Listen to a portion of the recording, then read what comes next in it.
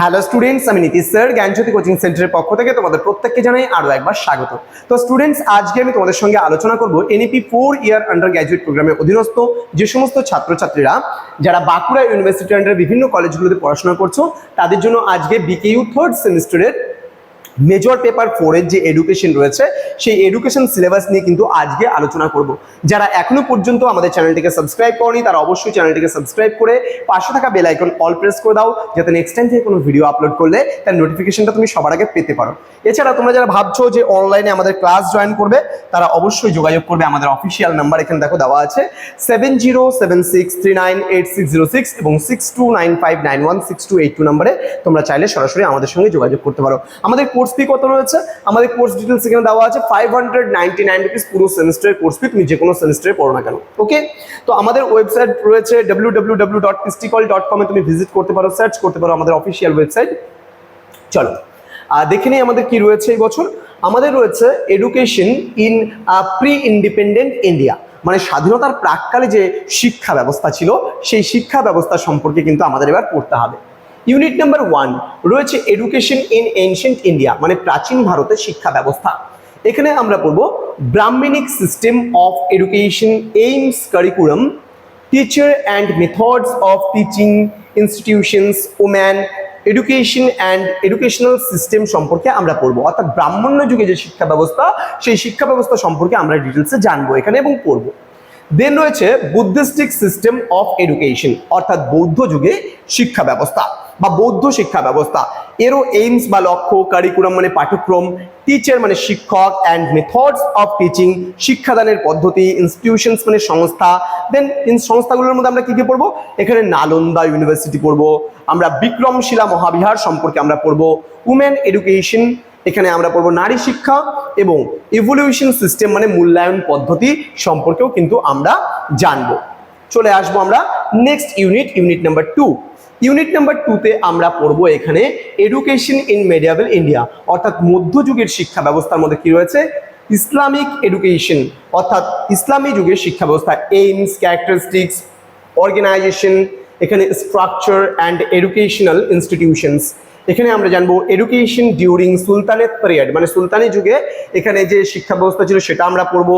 এখানে 1206 থেকে 1526 পর্যন্ত যে মানে শিক্ষা ব্যবস্থা রয়েছে সেটা আমরা পড়বো। Contribution of Alauddin Khalji and Firoz Shah Tughlaq, মানে এখানে আলাউদ্দিন খলজি এবং ফিরোজ শাহ তুগলক শিক্ষাদানের বা শিক্ষা ব্যবস্থার ক্ষেত্রে কি কি অবদান রেখেছিল সেটা সম্পর্কে আমরা পড়বো। দেন রয়েছে এডুকেশন ডিউরিং মুঘল পিরিয়ড, মানে মুঘল যুগের শিক্ষা ব্যবস্থা সম্পর্কে আমরা পড়বো 1526 থেকে 1757। এখানে বিশেষ করে কন্ট্রিবিউশন মানে শিক্ষায় আকবর এবং আওরঙ্গজেবের অবদান কি ছিল সেটা সম্পর্কেও আমরা কিন্তু পড়বো। চলে আসবো আমরা পরবর্তী ইউনিট, অর্থাৎ ইউনিট নাম্বার 3তে রয়েছে education in 19th century in India, মানে 19বিংশ শতকে এখানে ভারতের যে শিক্ষা ব্যবস্থা ছিল সেই শিক্ষা ব্যবস্থা সম্পর্কে আমরা এখানে জানবো। এখানে বলছে চার্টার অ্যাক্ট অফ 1813, মানে 1813 সালের সনদ আইন, অ্যান্ড ইটস এডুকেশনাল সিগনিফিকেন্স, এবং শিক্ষার ক্ষেত্রে এর গুরুত্ব কি রয়েছে সেটা আমরা জানবো। দেন রয়েছে বেঙ্গল রেনেসাস, মানে বাংলার নবজাগরণ আমরা পড়বো। এখানে কনসেপ্ট মানে ধারণা, কজেস অ্যান্ড ইটস ইম্প্যাক্ট, এবং কি বলছে কজেস মানে হচ্ছে এর কারণ এবং ইম্প্যাক্ট মানে এর ফলাফল অন এডুকেশন, মানে শিক্ষার ক্ষেত্রে। হ্যাঁ, কন্ট্রিবিউশন অফ রাজা রামমোহন রায়, এখানে রাজা রামমোহন রায়ের অবদান কি ছিল শিক্ষার ক্ষেত্রে, এবং বিদ্যাসাগর ইন এডুকেশন, এবং বিদ্যাসাগরের অবদান কি ছিল শিক্ষা ক্ষেত্রে সেটা আমরা পড়বো। দেন রয়েছে এখানে উডস ডেসপ্যাচ 1854 এর and it's impact on education, এবং শিক্ষার ক্ষেত্রে এর প্রভাবটা কি ছিল সেটাও আমরা পড়বো। দেন রয়েছে ইন্ডিয়ান এডুকেশন কমিশন, অর্থাৎ ভারতের যে শিক্ষা কমিশন রয়েছে সেটা পড়বো 1882 থেকে 1883 খ্রিস্টাব্দের যে শিক্ষা কমিশন রয়েছে সেটা, এবং তার প্রভাব কি রয়েছে শিক্ষার ক্ষেত্রে সেটা সম্পর্কেও আমরা পড়বো ইউনিট নাম্বার 2তে, ইউনিট নাম্বার 3তে। চলে আসবো ইউনিট নাম্বার 4। ইউনিট নাম্বার 4-এ আমাদের কি কি পড়তে হবে, ইউনিট নাম্বার 4-এ আমাদের রয়েছে education in 20th century in India 1901 to 1944। Okay, এখানে রয়েছে এডুকেশনাল রেফারেল লর্ড কার্জনের যে শিক্ষানীতি রয়েছে সেটা আমরা জানবো। দেন ন্যাশনাল এডুকেশন মুভমেন্ট আমরা পড়বো, characteristics of national education movement আমরা পড়বো, causes of national education movement আমরা পড়বো, কারণগুলো, different phases of national education movement, মানে বিভিন্ন ফেজ বা স্তরগুলো আমরা পড়বো। Impact of national education movement, impact মানে এর প্রভাব বা ফলাফল সম্পর্কেও আমরা জানবো।